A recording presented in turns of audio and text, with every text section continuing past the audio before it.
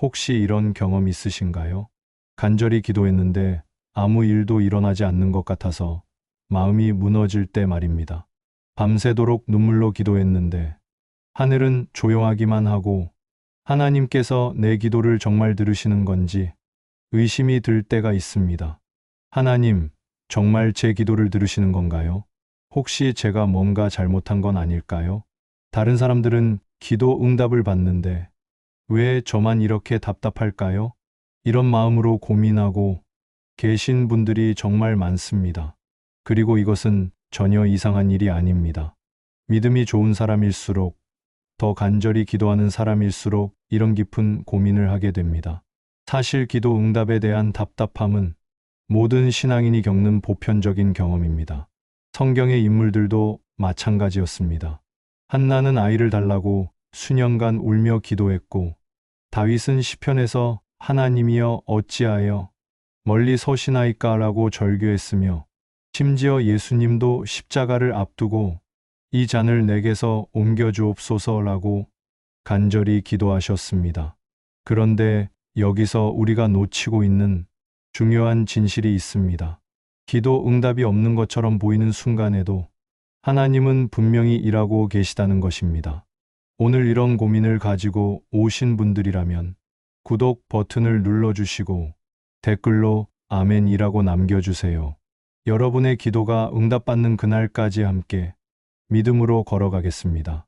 그럼 지금부터 기도해도 응답이 안 올 때 우리가 꼭 알아야 할 5가지 진실을 함께 살펴보겠습니다.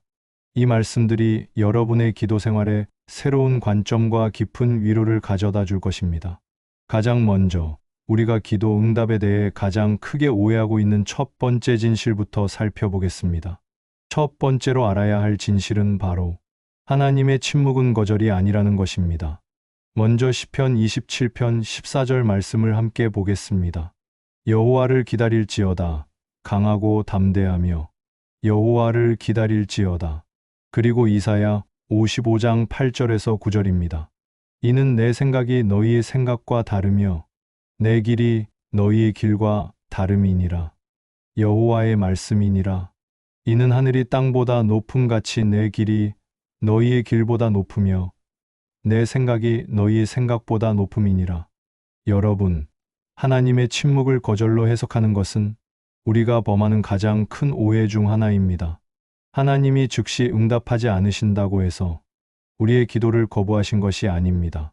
오히려 하나님은 우리보다 훨씬 높은 차원에서 우리가 상상할 수 없는 완벽한 타이밍으로 모든 것을 계획하고 계십니다.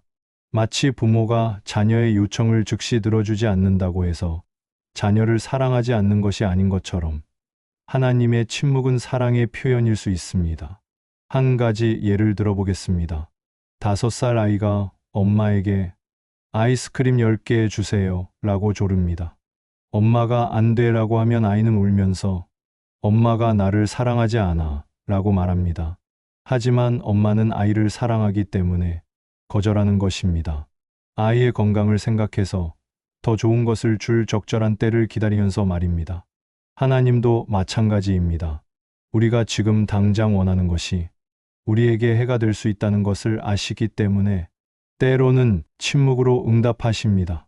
그 침묵 속에는 우리를 향한 깊은 사랑과 지혜가 담겨 있습니다. 그렇다면 하나님의 침묵을 어떻게 받아들여야 할까요? 첫째, 침묵을 거절이 아닌 하나님의 깊은 배려로 해석하십시오. 하나님은 지금보다 더 좋은 때, 더 좋은 방법으로 응답하시려고 준비하고 계실 수 있습니다.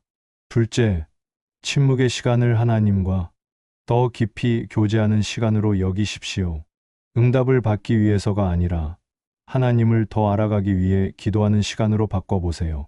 셋째, 하나님의 타이밍을 신뢰하십시오. 우리의 시계와 하나님의 시계는 다릅니다. 하나님은 절대로 늦지도 이르지도 않으신 분입니다. 혹시 지금 하나님의 침묵 속에서 답답해하고 계신가요? 그 침묵이 여러분을 향한 하나님의 거절이 아니라는 것을 기억하십시오. 오히려 하나님은 지금도 여러분을 위해 가장 완벽한 계획을 준비하고 계십니다. 그 하나님의 사랑을 믿고 조금 더 기다려 보시기 바랍니다. 그렇다면 하나님은 우리의 기도에 어떤 방식으로 응답하실까요? 두 번째로 알아야 할 중요한 진실을 살펴보겠습니다. 두 번째로 알아야 할 진실은 하나님의 응답에는 세 가지 형태가 있다는 것입니다. 많은 분들이 기도 응답이라고 하면 예라는 대답만 생각하시는데 사실 하나님의 응답에는 예, 아니요, 기다려 이 세 가지가 모두 포함됩니다. 고린도후서 12장 7절에서 9절 말씀을 보겠습니다. 내게 가시 곧 사탄의 사자를 주셨으니 이는 나를 쳐서 교만하지 않게 하려 하심이라. 이것이 내게서 떠나가게 하기 위하여 내가 3번 주께 간구하였으나 나에게 이르시되 내 은혜가 내게 족하도다. 이는 내 능력이 약한 데서 온전하여짐이라 하신지라. 바울이 가시 같은 고통을 제거해 달라고 3번이나 간절히 기도했지만 하나님의 대답은 아니오였습니다. 하지만 이것도 분명한 응답이었습니다. 하나님은 바울에게 그 고통을 통해 더 큰 은혜를 경험하게 하셨기 때문입니다. 이제 3가지 응답의 실제 사례들을 살펴보겠습니다. 첫 번째, 예의 응답. 사무엘상 한 장에 나오는 한나의 이야기입니다. 한나는 아이가 없어서 마음이 괴로웠고 성전에서 통곡하며 기도했습니다. 하나님은 한나의 기도를 들으시고 사무엘을 주셨습니다. 이것이 바로 예라는 응답입니다. 두 번째, 아니오의 응답. 방금 살펴본 바울의 가시 제거 기도가 대표적인 예입니다. 하나님이 아니오라고 하신 이유는 바울에게 해가 되기 때문이 아니라 오히려 더 큰 유익을 위해서였습니다. 세 번째, 기다려의 응답. 아브라함의 경우를 보겠습니다. 하나님이 아들을 주시겠다고 약속하셨지만 실제로 이삭이 태어나기까지 25년을 기다려야 했습니다. 하나님의 답은 아니오가 아니라 기다려였던 것입니다. 그런데 여기서 중요한 것은 이 3가지 모두가 다 사랑의 응답이라는 것입니다. 예라는 응답은 우리에게 기쁨을 주지만 아니오라는 응답은 우리를 더 큰 해로부터 보호해주고 기다려라는 응답은 우리를 더욱 성숙하게 만들어줍니다. 마치 좋은 의사가 환자에게 때로는 약을 주고 때로는 약을 주지 않고 때로는 수술 시기를 늦추는 것처럼 하나님도 우리에게 가장 좋은 것이 무엇인지 아시고 응답하십니다. 그렇다면 우리는 어떤 마음으로 하나님의 응답을 받아들여야 할까요? 첫째, 어떤 응답이든 하나님의 사랑의 표현임을 믿으십시오. 아니오나 기다려라는 응답도 우리를 향한 하나님의 깊은 사랑에서 나온 것입니다. 둘째, 하나님의 관점으로 바라보는 연습을 하십시오. 우리 눈에는 아니오가 실망스러울 수 있지만 하나님의 눈에는 그것이 최선의 선택일 수 있습니다.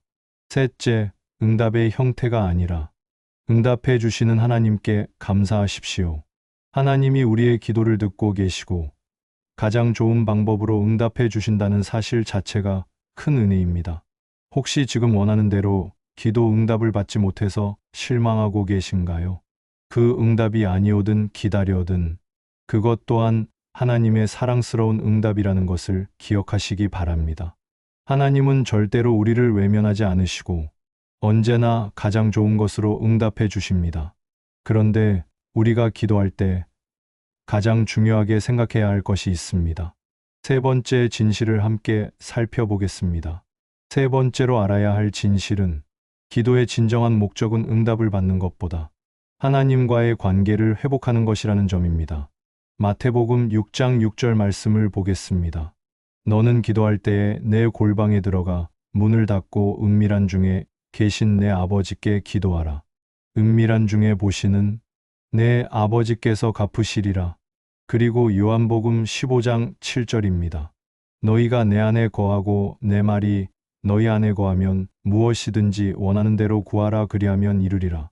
많은 분들이 기도를 마치 소원을 비는 것처럼 생각합니다. 마치 하나님을 알라딘의 요술 램프처럼 여기면서 기도하면 원하는 것을 다 들어주실 거라고 착각하는 것입니다. 하지만 기도의 진정한 목적은 하나님과의 친밀한 교제입니다.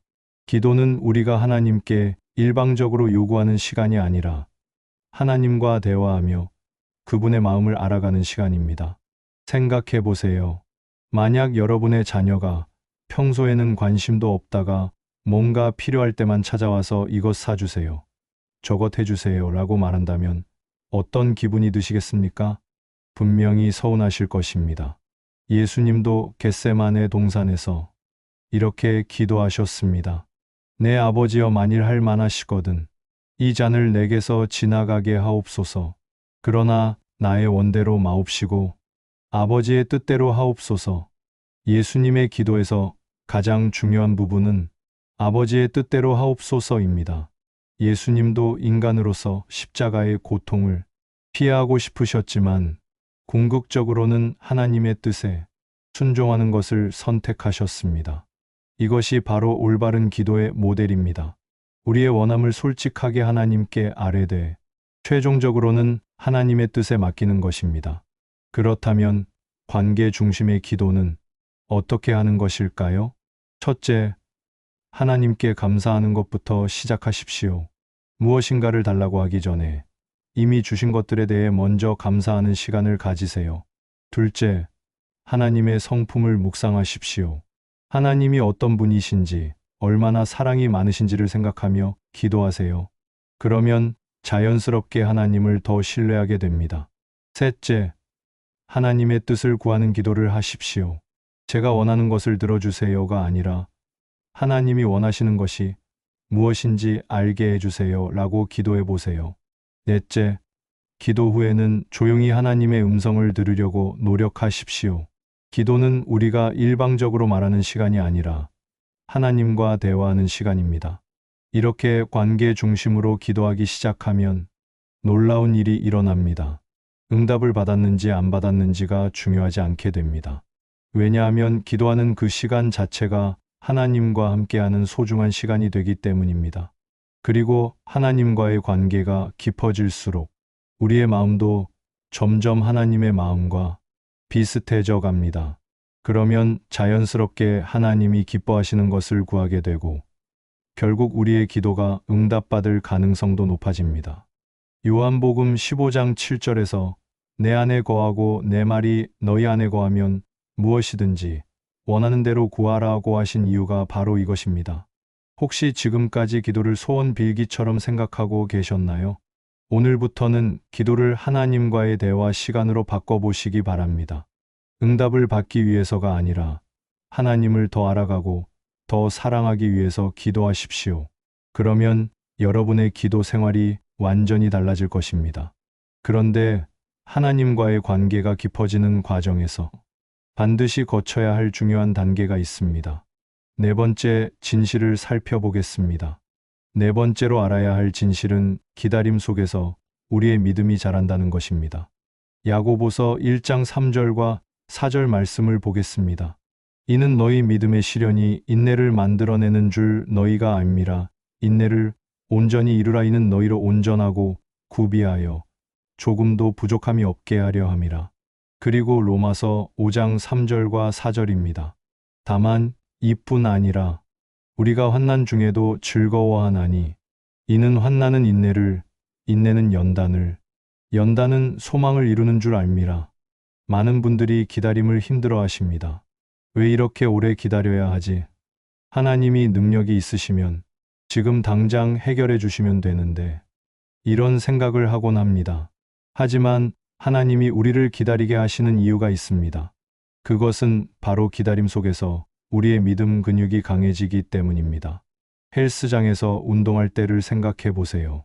무거운 중량을 들어야 근육이 자랍니다.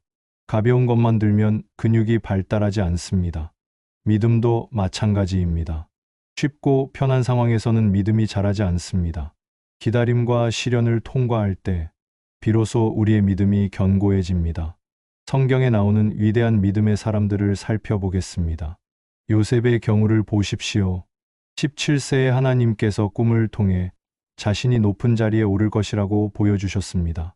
하지만 실제로 이집트의 총리가 되기까지 13년을 기다려야 했습니다. 그 13년 동안 노예 생활, 억울한 감옥살이를 견뎌내야 했습니다. 하지만 그 기다림의 시간이 요셉을 이집트를 다스릴 수 있는 성숙한 지도자로 만들어 주었습니다. 다윗의 경우도 마찬가지입니다. 사무엘에게 기름 부음을 받고 왕으로 선택받았지만 실제로 왕이 되기까지 약 15년을 기다려야 했습니다. 그 기간 동안 사울에게 쫓기며 도망 다니는 삶을 살았습니다. 하지만 그 시간이 다윗을 백성들의 마음을 이해하는 진정한 왕으로 준비시켜 주었습니다. 모세의 경우는 더욱 놀랍습니다. 이집트 왕자로 태어나 40년을 살고 미디안 광야에서 40년을 기다린 후에야 80세의 이스라엘 백성을 구원하는 사명을 감당했습니다. 이들의 공통점이 무엇입니까?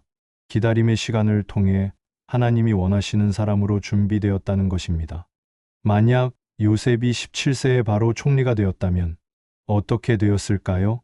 아마 교만해져서 하나님의 뜻을 제대로 이루지 못했을 것입니다. 다윗도 마찬가지입니다. 어린 나이에 바로 왕이 되었다면 백성들을 제대로 섬기지 못했을 것입니다. 하나님은 우리를 사랑하시기 때문에 적절한 때까지 기다리게 하십니다. 우리가 그 축복을 감당할 수 있을 만큼 성숙해질 때까지 말입니다. 그렇다면 기다림의 시간을 어떻게 보내야 할까요? 첫째, 기다림을 준비의 시간으로 여기십시오. 하나님이 주실 축복을 받을 준비를 하는 시간으로 생각해 보세요. 둘째, 기다리는 동안에도 성실하게 살아가십시오. 작은 일에 충성된 자가 큰 일을 맡을 수 있습니다. 지금 주어진 일들을 성실히 감당하는 것이 중요합니다. 셋째, 하나님의 성품을 더 깊이 알아가는 시간으로 활용하십시오. 기다림 속에서 하나님이 어떤 분이신지를 더 깊이 경험하게 됩니다. 넷째, 다른 사람들을 섬기는 일에 집중하십시오. 내 문제만 생각하지 말고 다른 사람들을 도우며 살아가세요. 그러면 기다림의 시간이 의미 있게 변합니다. 혹시 지금 오랫동안 기다리고 있는 기도 제목이 있으신가요? 그 기다림을 헛된 시간이라고 생각하지 마십시오. 하나님이 여러분을 더욱 성숙한 믿음의 사람으로 준비시키고 계신 소중한 시간입니다. 그 기다림 끝에는 여러분이 상상했던 것보다 훨씬 더 좋은 하나님의 계획이 기다리고 있습니다. 그런데 우리가 기다리면서도 포기하지 않고 계속 기도할 수 있는 비결이 있습니다. 마지막 5번째 진실을 살펴보겠습니다. 5번째, 마지막으로 알아야 할 진실은 응답받는 기도에는 분명한 비밀이 있다는 것입니다. 요한일서 5장 14절 말씀을 보겠습니다. 그를 향하여 우리가 가진 바 담대함이 이것이니 그의 뜻대로 무엇을 구하면 들으심이라. 그리고 마태복음 7장 7절과 8절입니다. 구하라 그리하면 너희에게 주실 것이요. 찾으라 그리하면 찾아낼 것이요.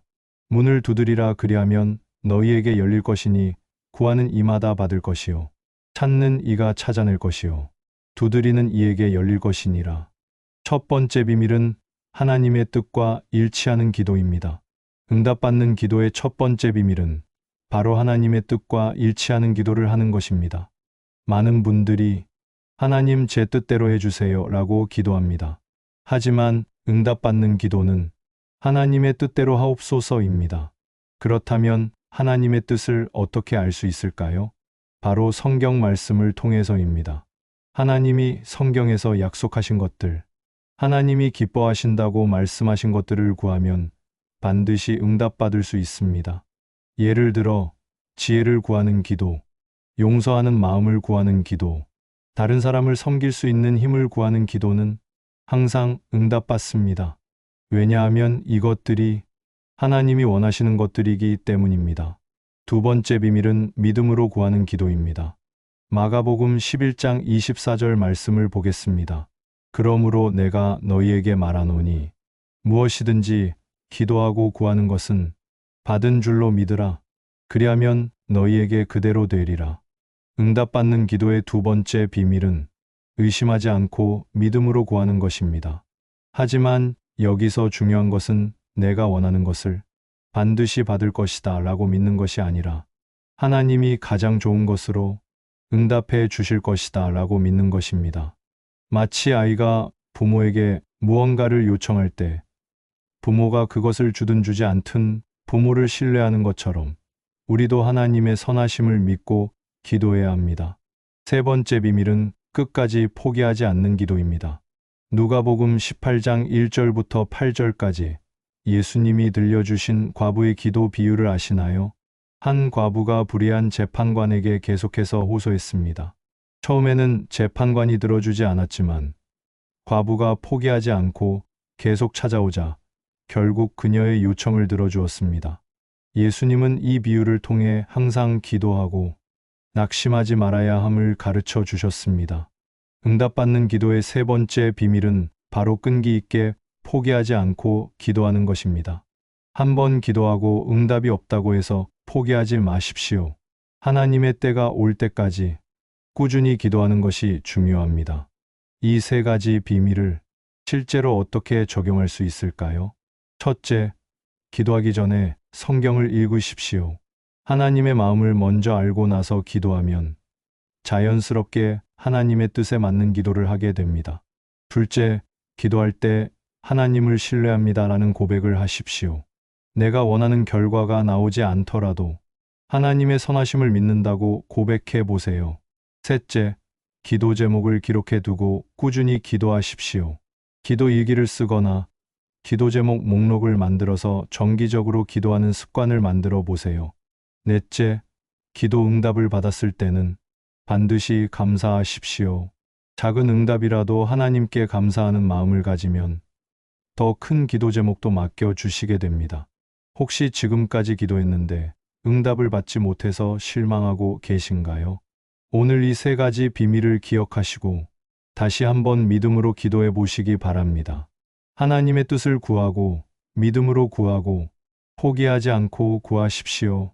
그러면 하나님이 가장 좋은 때에 가장 좋은 방법으로 반드시 응답해 주실 것입니다. 지금까지 기도해도 응답이 안 올 때 알아야 할 5가지 진실을 함께 살펴보았습니다. 이번 주부터 여러분의 기도 생활에 이 진리들을 적용해 보시기 바랍니다. 구체적인 실천 과제를 드리겠습니다. 이번 주에는 기도하기 전에 5분 동안 하나님께 감사하는 시간을 가져보세요. 응답을 구하기 전에 먼저 이미 주신 것들에 대해 감사하십시오. 그리고 하나님의 뜻대로 하옵소서라는 고백으로 기도를 마무리해 보세요. 내 뜻을 관철시키려고 하지 말고 하나님의 뜻에 맡기는 연습을 해보시기 바랍니다. 마지막으로 한 가지 기도 제목을 정해서 30일 동안 포기하지 않고 기도해 보십시오. 그리고 그 과정에서 하나님이 어떻게 응답하시는지, 여러분의 마음이 어떻게 변화하는지 지켜보세요. 기억하십시오. 하나님은 지금도 여러분의 기도를 들으고 계십니다. 응답이 보이지 않는다고 해서 하나님이 여러분을 외면하신 것이 아닙니다. 오히려 하나님은 여러분을 위해 가장 완벽한 계획을 준비하고 계십니다. 그 하나님의 사랑을 믿고 그 하나님의 타이밍을 신뢰하며 오늘도 담대히 기도하시기 바랍니다. 여러분의 기도가 응답받는 그날까지 하나님의 은혜가 함께 하시길 진심으로 축복합니다. 오늘 이 말씀이 도움이 되셨다면 구독 버튼을 눌러주시고 댓글에 여러분의 기도 제목이 있으시면 나눠주세요. 함께 기도하며 하나님의 응답을 기다리겠습니다. 여러분 모두에게 하나님의 평안과 은혜가 충만하시길 바랍니다. 감사합니다.